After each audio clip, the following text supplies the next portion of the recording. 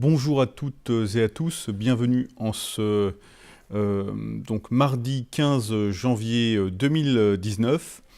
Et donc on va faire un petit point sur le tracker et sur la situation eh bien, qui concerne dans un premier temps Jean-Luc Vandenesse et Mark Slatz qui se battent actuellement donc, en direction des Sables d'Olonne pour la première place. Donc ce qui est intéressant de voir, vous voyez, c'est que Jean-Luc, on va regarder un petit peu sa trace. Voilà, Jean-Luc, dans la nuit d'hier, a fait un virement. Alors, visiblement, c'est pas pour soulager son mât. On sait très bien que ça, c'est un bord qui est plus confortable pour son mât, sachant que la réparation concerne essentiellement la partie gauche du mât. Donc quand le vent vient de la droite, le mât est moins sollicité qu'il ne l'est quand le vent vient de la gauche, mais ce n'est pas la raison principale de cette décision. A priori, la décision que Jean-Luc a prise donc de virer, c'est pour essayer de remonter vers le nord le plus rapidement possible pour aller donc chercher les Açores qui se trouvent ici et essayer de trouver un temps, on va dire, plus classique. Jean-Luc a pas mal souffert d'une situation assez inhabituelle, avec des alizés qui sont passés sous lui, etc. Il est dans une zone de vent très perturbée, qui l'empêche de progresser vers le nord comme il voudrait. Et c'est pour ça qu'il a décidé de faire ce bord qui l'écarte de la zone, de la route la plus courte. Vous voyez, on va la matérialiser ici. La zone la plus courte, c'est cette matérialisation par cette ligne rouge ici. Et alors du coup, ça a un effet assez destructeur en termes de chiffres pour Jean-Luc Vandenesse, puisque ce matin, il était donc à 1699 000 des Sables d'Olonne, pendant que Mark Slatz, lui, était à 1753 000, puisqu'il est plus proche de la route directe. Donc on a un écart qui n'est plus que de 54 000, alors qu'à un moment donné, quand même dans la course, il était à plus de 2000 000. Donc ça vous donne une idée un petit peu du changement de la situation et de la remontée de Mark Slatz.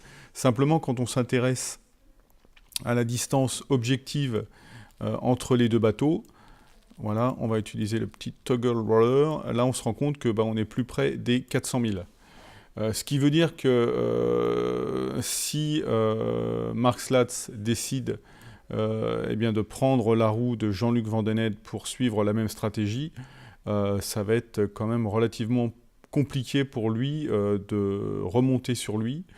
Parce que Jean-Luc, dans cette configuration-là, si on prend la distance entre les deux bateaux et non la distance par rapport au finish, il reste une distance de 400 000. Donc, on va s'intéresser maintenant au temps auquel vont s'affronter nos deux marins, à la météo à laquelle vont s'affronter nos deux marins dans les jours qui viennent. Là, on voit que Jean-Luc, finalement, est dans un vent relativement favorable qui lui permet de monter vers le nord. Alors, certes, à une vitesse relativement modeste, de 3,4 nœuds, pendant que Mark Slatz, lui, est à 4,5, mais vous voyez, pas du tout avec les mêmes angles. Mark Slatz file vers l'est, ce qui le rapproche de la route directe, donc c'est un gain en termes de milles par rapport à l'arrivée, mais Jean-Luc, lui, s'en éloigne, mais a priori prend une route météorologiquement plus bénéfique. Alors on va regarder un petit peu la météo.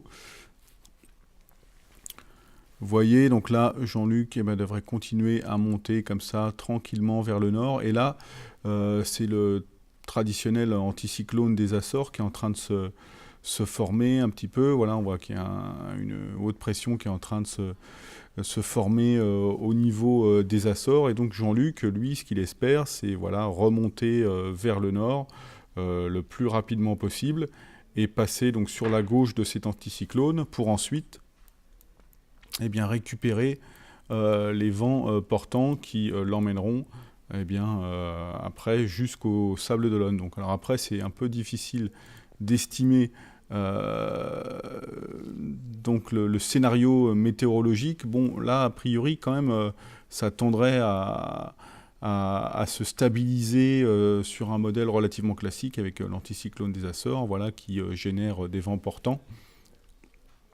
Et vous voyez, si Jean-Luc passe donc à gauche des Açores, et bien après il va y avoir un train de vent qui va l'emmener jusqu'aux Sables d'Olonne. Ici c'est les Sables d'Olonne. D'ailleurs on va en profiter pour voir qu'il y a visiblement un gros système en formation au-dessus de lui. Vous voyez quand on regarde... Ah ouais, là il y a vraiment une énorme tempête qui se prépare ici, là.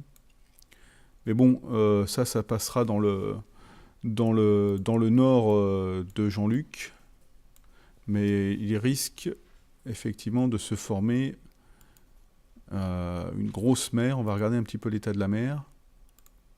Vous voyez, il y a une grosse mer qui est en train de se former. Bon, bah là, c'est quand même relativement nord de notre situation. Ouais, donc ça ne devrait pas trop affecter les marins. Ça va rester relativement... en hauteur, mais en tout cas, oui, voilà, on va... Cette fin janvier, là, va être... au niveau du 24, en tout cas, il va y avoir énormément de houle qui risque de descendre de l'Atlantique Nord, et ça risque de créer des conditions de navigation assez solides. Bref, donc, en fait, pour résumer, ce qui se passe ici, c'est que, bon, si... le but de Jean-Luc, si j'ai bien compris en tout cas, hein, ça n'engage que moi, mais c'est vraiment de remonter vers le nord le plus rapidement possible pour essayer de retrouver une situation plus normale que celle à laquelle il s'affronte en ce moment. Et voilà, il espère qu'en arrivant au niveau des Açores, eh bien, le temps qu'il y arrive, la situation va se stabiliser un peu et retrouver des scénarios classiques. Voilà, d'anticyclone qui génère donc sur la gauche ici des vents portants qui devraient lui permettre de rejoindre les Sables d'Olonne après sur un bord direct, qui sera son bord a priori où le mât est le plus fragile, donc peut-être qu'il ne pourra pas non plus trop forcer, mais enfin bon, ce sera du portant, donc au portant a priori Jean-Luc est moins gêné, c'est au pré où il est un petit peu prudent. Et donc voilà, pour revenir à Mark Slatz, lui, le souci qu'il va avoir maintenant, c'est s'il veut se mettre dans le sillage de Jean-Luc, et ben du coup la distance entre les deux bateaux ça n'aura rien à voir avec la distance to finish. Et là, eh bien, il se retrouvera à nouveau à 400 000 de Jean-Luc Vandenede. Donc est-ce que éventuellement il va essayer de tenter un passage plus près des côtes ? C'est une question que je me pose, mais le problème c'est que là il va être confronté à beaucoup de navigation au près. Si on regarde, si on imagine éventuellement, donc là bon il aurait du vent qui lui permettrait de remonter vers le nord malgré tout au près. Voilà, mais plus il va avancer et plus le vent va se retrouver de face, et notamment ici où là il va en avoir pour des jours à tirer des bords s'il veut faire l'intérieur des Açores et naviguer au plus proche de la route directe. Voilà, donc a priori, ouais, ça serait ça serait une route quand même très risquée. Il faudrait qu'il navigue beaucoup au près avant de récupérer eh bien, des vents portants qui pourraient l'emmener jusqu'au Sable d'Olonne. Ouais, ça paraît assez peu probable. Donc voilà, pour conclure, eh bien, moi je verrais une situation plutôt favorable à Jean-Luc en considérant les prévisions météorologiques, ce bord finalement qui l'écarte d'une route idéale de rapprochement au but et qui apparaît assez destructrice en termes de milles perdus, et sans doute météorologiquement la meilleure pour arriver le plus vite possible au Sable d'Olonne. Bon, si Jean-Luc a pris cette décision-là, c'est qu'il a sans doute de bonnes raisons, il a toute l'expérience et toute la lucidité encore visiblement pour en tout cas faire des choix rationnels Et alors il y a toujours une part de pari évidemment, hein, dans ce genre de situation, puisque les prévisions restent des prévisions. En plus, dans un système relativement instable comme celui-ci, on peut imaginer que les prévisions elles-mêmes ne sont pas nécessairement précises, ou en tout cas ne sont pas forcément prédictives de façon sûre et rassurante, mais en tout cas, voilà, Jean-Luc a décidé de virer de bord pour monter le plus rapidement possible au nord et essayer de retrouver une situation classique avec un anticyclone situé au niveau des Açores qui génère des vents portants qui devraient l'emmener jusqu'au Sable d'Olonne. Et si Mark Slatz veut suivre ce même chemin, eh ben, il sera nécessairement dans le sillage de Jean-Luc, et il m'apparaît assez difficile à ce moment-là qu'il puisse le rattraper. Il peut éventuellement tenter une route par ici, mais là, a priori, ce sera quand même essentiellement du vent de face auquel il devra s'affronter, et forcément, eh ben, la vitesse de rapprochement au but, même si elle est plus proche en termes de distance, ce sera beaucoup plus compliqué en termes météorologiques. Voilà un petit peu ce qu'on peut dire sur la situation maintenant à l'instant T entre Jean-Luc Vandenay et Mark Slatz. Même si la distance au but s'est beaucoup réduite, eh bien, la distance météorologique, elle, est à envisager de façon complètement différente. Bref, on va s'intéresser à notre ami Uku Randma, l'Estonien 3e, lui toujours dans l'Atlantique Sud. On va essayer voilà, de regarder un petit peu à quelle distance il est encore de l'équateur. Voilà, il y a encore des milles. Hein. C'est clair qu'il n'est pas rendu encore. Voilà, l'équateur est là. Voilà, il est encore à 1700 000 en gros de l'équateur. Donc, vous voyez, ça fait une sacrée distance quand même qui sépare nos marins. Et lui, eh bien, écoutez, on voit, quand on s'approche un petit peu, là, on voit qu'il a beaucoup souffert ces derniers jours dans du vent léger, erratique, qui lui a fait faire cette trajectoire voilà, un peu torturée.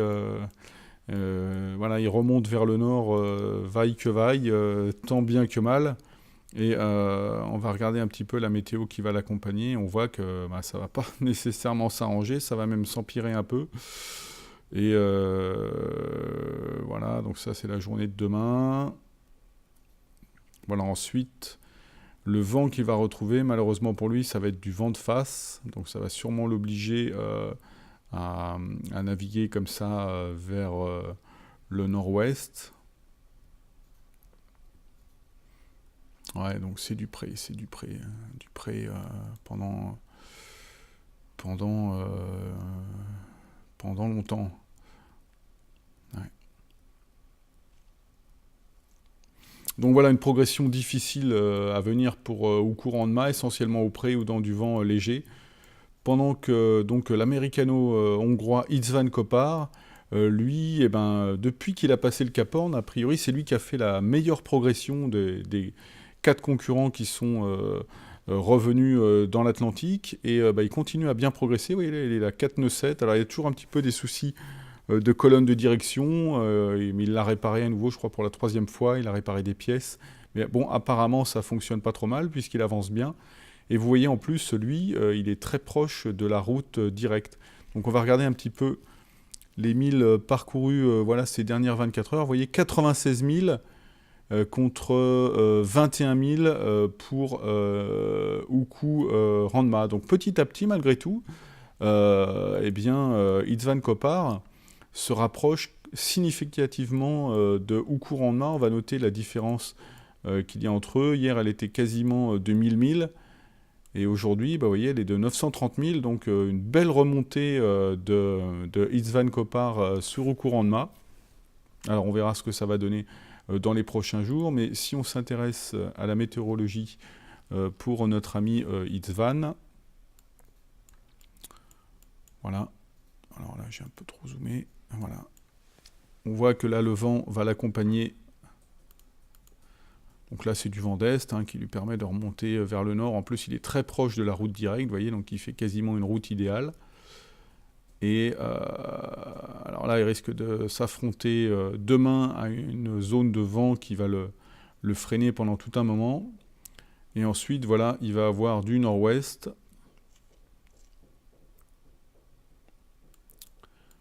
Oui, alors bon, après, il faudra évaluer la vitesse à laquelle István Kopár va progresser, mais logiquement, voilà, il devrait être accompagné par un vent portant léger les prochains jours, qui va lui permettre de remonter. Voilà, il y a toute une zone de vent portant, là, de sud, qui va remonter avec lui. Et donc, logiquement, il devrait continuer à bien progresser vers le nord, pendant que Oukou, lui, il sera dans du vent léger et de face. Donc ça risque d'être un scénario assez intéressant qui devrait largement favoriser István Kopár dans les prochains jours et lui permettre de se rapprocher de Oukou Randma. Tapio Lehtinen, toujours dans le Pacifique. Alors Tapio, on voit que derrière lui, ça commence à tabasser un peu. C'était ce qui était prévu aux alentours du 15, mais le système est un peu moins rapide que ce qu'on imaginait, mais malgré tout solide. Et vous voyez que ça commence à pousser fort dans le dos de Tapio Lehtinen. Et dans la journée d'aujourd'hui, en fin de journée, il devrait être rattrapé donc par ce système, donc qui va générer des vents d'au moins 40 nœuds, si on regarde les couleurs là, par rapport à la légende. Mais malgré tout, Tapio devrait être relativement au nord du système, et c'est surtout le système, il va passer rapidement sur lui. Donc il ne devrait pas être bousculé. Voilà, là on regarde à 20h ce soir, voilà, c'est là que ça va être le plus fort. Enfin non, entre 17h et 20h, voilà, le système va vraiment être puissant. Et assez rapidement ensuite, et voilà, ça va redevenir calme. On va regarder un petit peu ce que va donner l'état de la mer. Bon, ouais, on est aux alentours des 6 mètres, qui sont des valeurs relativement classiques dans le Pacifique. Voilà, ça serait au large des Sables d'Olonne, ça serait impressionnant, mais bon, dans le Pacifique, ce sont des valeurs tout à fait normales. On va regarder aussi un petit peu à quelle distance il est du Cap Horn. Donc ça doit être aux alentours des 1700 000 normalement. Voilà, donc Tapio, hop, le Cap Horn, voilà, 1700 000 pile. Donc voilà, fin janvier, début février, à la moyenne où il avance en ce moment, il devrait se retrouver à nouveau, lui aussi, dans l'Atlantique, et ce sera le 5e concurrent, 5e et dernier concurrent à rejoindre l'Atlantique, et on espère le voir arriver au Sables d'Olonne pour la remise des prix, qui sera, je vous le rappelle, organisée le 22 avril au Sables d'Olonne. On vous y attend nombreux pour célébrer tous ces marins, à la fois ceux malheureusement qui n'ont pas pu terminer, et ceux qui ont réussi à revenir au Sables d'Olonne en effectuant cette boucle autour du monde, donc le 22 avril prochain au Sables d'Olonne. En attendant, ici, on commence à préparer un petit peu les arrivées, évidemment, puisque, même si ça se repousse un petit peu, a priori, le nouvel ETA, au départ, on était parti sur le 26 janvier, on l'a fait bouger du 26 au 28, et là, visiblement, c'est vraiment début février, a priori, que va arriver le premier skipper, alors que de Jean-Luc Vandened ou de Mark Slatz, si tout va bien, évidemment, parce qu'il peut se passer encore beaucoup de choses. Voilà, et donc on vous donnera des précisions par rapport à ces arrivées assez rapidement. Demain, n'oubliez pas non plus qu'il y a une rencontre publique qui est organisée donc, à l'École des métiers de la mer, route de la Cabaude, ici au Sables d'Olonne, là, voilà, dans les quartiers généraux de la Golden Globe Race, au premier étage, et ça se déroulera à 11h du matin, et donc nous aurons une vacation organisée avec à la fois Jean-Luc Vandened et avec Mark Slatz. Donc voilà, de 11h à midi, on aura ce rendez-vous voilà, avec le public, et vous êtes conviés, ceux qui sont sablais ou ceux qui ont envie de faire un petit peu de route pour venir nous voir, à 11h demain dans les locaux de la Golden Globe Race au premier étage. Donc je vous remercie de votre attention et je vous dis donc à très bientôt. Merci.